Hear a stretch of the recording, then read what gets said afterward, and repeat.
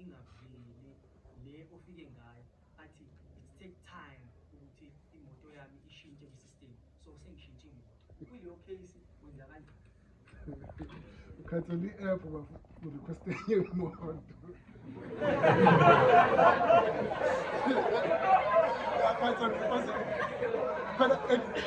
Ekugcineni fakuze kufike imoto evela la.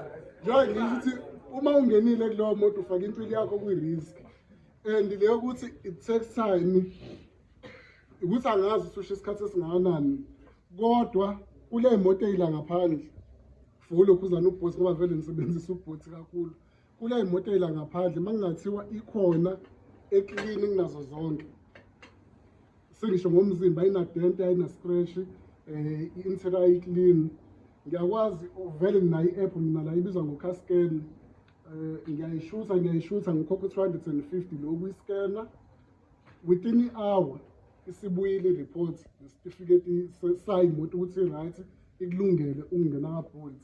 Emva uma sengithatha loso certificate ngiyosifaka kwi-app ka-Bolt usually bathi u-24 hours, kodwa njengoba isikhathi singaba njengamanje 1 shuthi njengoba bethi 24 hours imoto yakhe ingalunga kusasa ngo-1, kodwa isikhathi esiningi ukuthi kushaye o-8, 9 ebusuku imoto yakhe isilungile.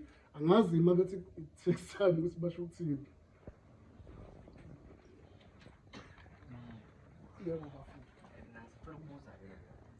Ngabe masukhanselile wena osurequestile ku-affect yini?